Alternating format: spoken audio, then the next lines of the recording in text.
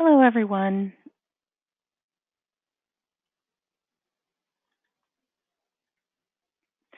This is Molly, and today we're going to talk about handling Summit and Lorain County calls.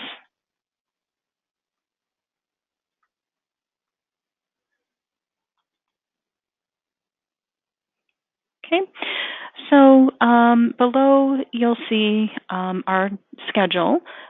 We have a contract with Summit County United Way to cover the calls, the 211 calls for both Summit and Lorain County outside of their normal business hours.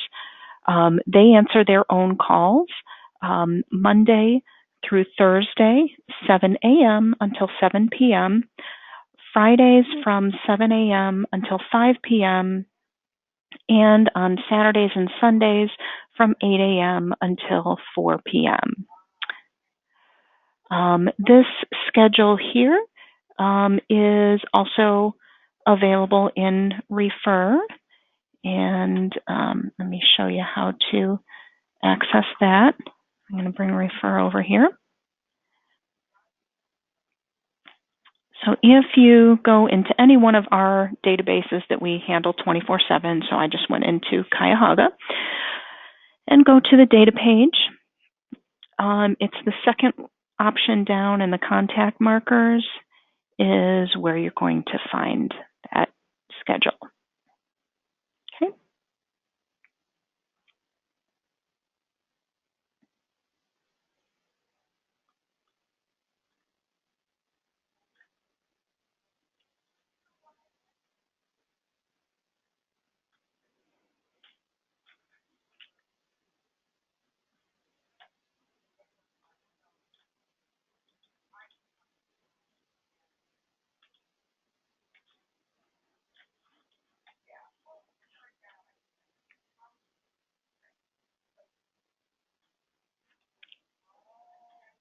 Okay. So in addition to those times that were noted on the previous slide and also in on the contact data page in Refer, we also cover their phones for some holidays and also for their staff meetings. Management will alert you when we are providing additional coverage. And then here's a reminder here that the additional information can also be found in those contact markers.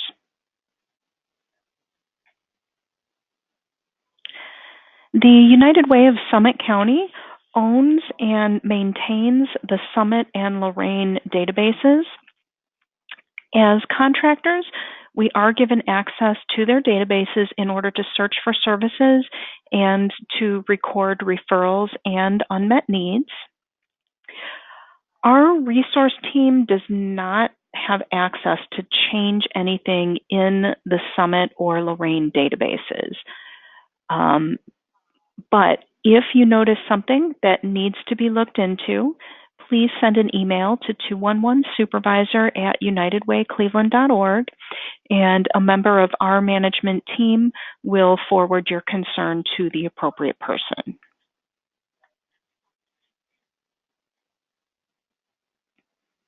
Okay, so there are more similarities than differences between our databases. When you open up your transaction, you will collect some demographic information, and you can find programs using either a taxonomy search, a name search, or a category search. And then just a reminder, they use the exact same taxonomy system as we do. Okay. You can still email and text referrals. You can utilize filters. You can perform a 211 search to find 211s outside of their service area.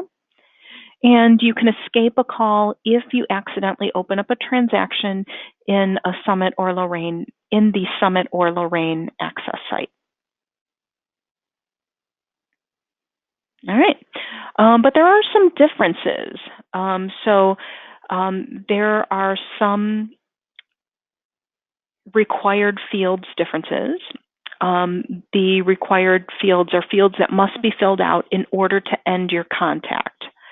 So on the search page, that would include zip code, city, age, gender, and ethnicity. Required fields on the data page for Summit County include minor children in the home and household income. And then required fields on the data page for Lorain County include provider.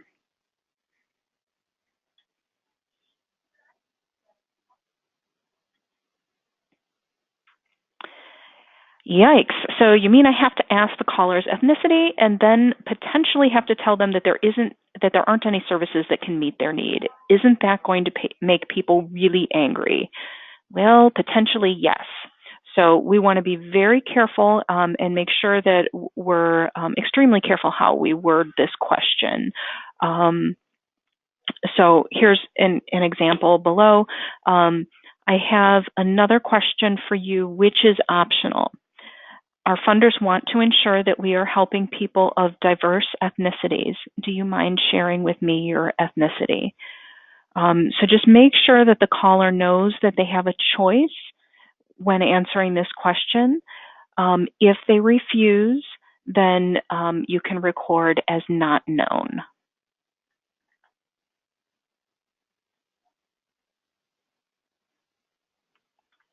Okay, the household income question. Do I have to ask every caller what their income is? That seems pretty invasive. No, you don't have to ask every caller. You can infer this information based on what the caller says. So for example, if the caller tells you that they are on PIP, then we know their income must be at or below 150% of the federal poverty level.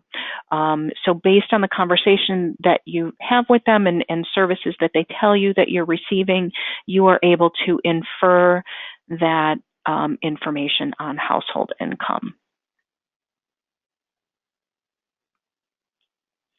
What is the emergency food line? So designated 211 staff members at the United Way of Summit County schedule food pantry appointments at some of the Summit County food pantries.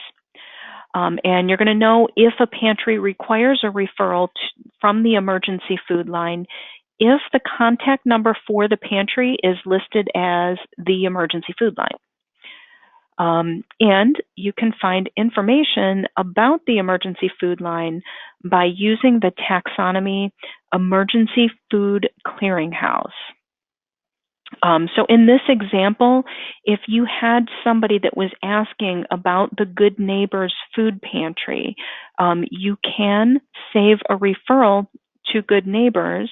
However, you are also going to want to save a referral to the Emergency Food Clearinghouse, as you see over here. So you're saving 2 referrals in refer in order for that individual to get to that Good Neighbors Food Pantry, as shown in this example down below. The most common question that you're going to have regarding the emergency food line is, what are their hours? And that is Monday through Friday. They accept calls from 9 a.m. until 1:45 p.m.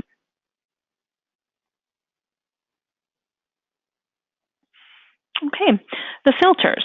So they use filters similar to the way that we use filters. However, their filter system is not as specific as ours, but it works in a pretty similar way when you're searching for pantries and hot meals. So you can see here, they have the services filtered by the day of the week. And okay. The category search. Their category system is similar to ours, however, it's not quite as robust. So it still works in the same way. You're clicking on a broad category and then drilling down to the specific taxonomy term that you need.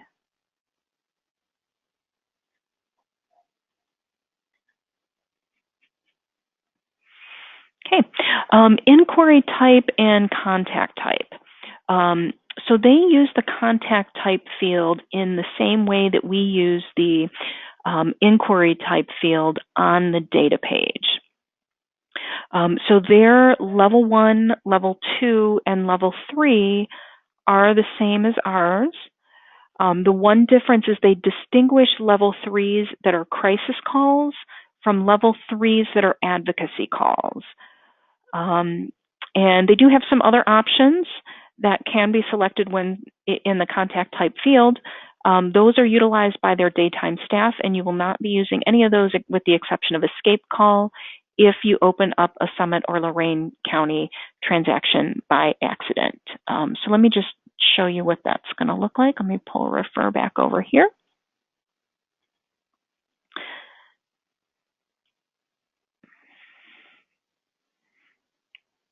So what I mean is contact type up here. Here's where they're recording if it's a level 1, level 2, or level 3. Over here, level 3 crisis call. So that would mean you're transferring through to a suicide prevention hotline, a DV hotline, human trafficking, sexual assault, any sort of crisis hotline. And then advocacy, it's probably going to be pretty rare that you'll be making advocacy calls, as we only handle their calls evenings and holidays. But if you should need to make a phone call to advocate for the client, you would record that here. If you scroll all the way down, you'll see escape call is the bottom option. Normally for us, you would see that over here on the data page, but you can see here, I spoke earlier about them having a required field of minor children in the household. You're going to find that here on the contact data page, as well as that household income question will be over here.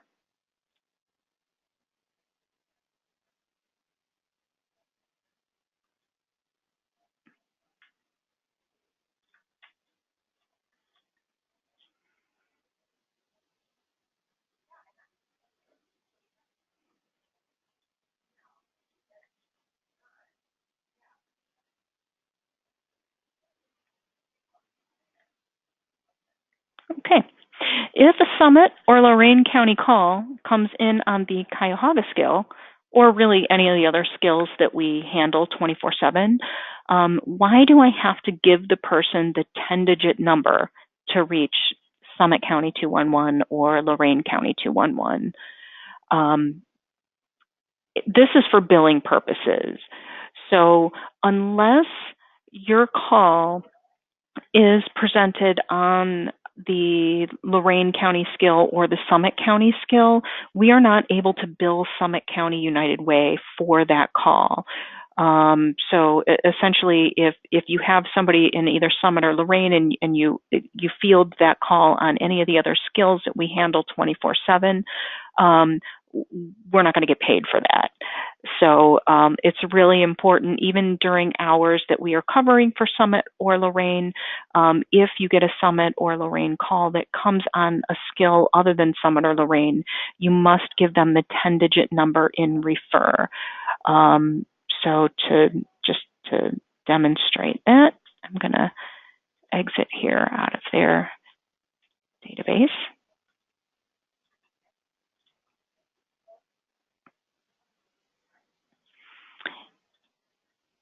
And let's say that this call came in on the Cuyahoga County skill, and you ask the zip code, and they tell you they're in 44311, which happens to be Summit County. You're going to use this 211 search button down at the bottom of the screen and provide the caller with this 10-digit number here. It would be the same if it was in Lorain County. You can use this 211 search button and provide this 1-800 number so that we are able to bill for that call.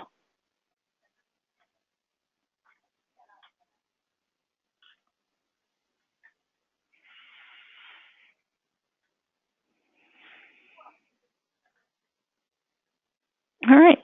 We have some contractual obligations that I wanted to go over. So this is really important, so that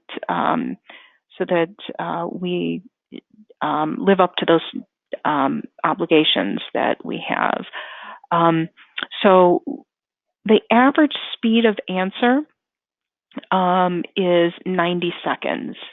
So as part of our contract, on average, we are supposed to answer Summit County calls and Lorain County calls in 90 seconds or less.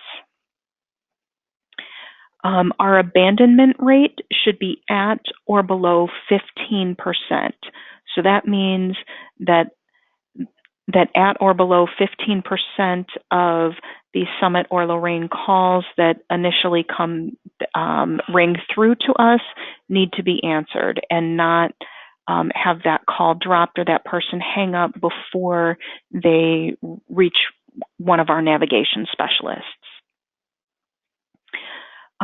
Because of the limited number of total calls that we take on the Summit and Lorain County skills, it does not take very many abandons or long wait times for us to fail to meet our target metrics.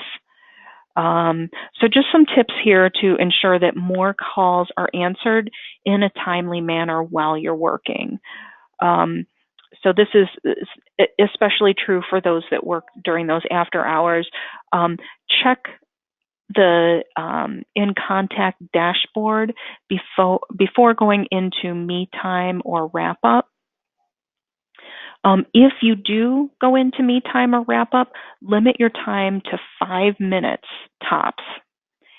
And also check your coworkers' schedules in IEX to see when their breaks and lunches are, so that you're not taking me time right before they disappear for a 15-minute break or for their lunch break.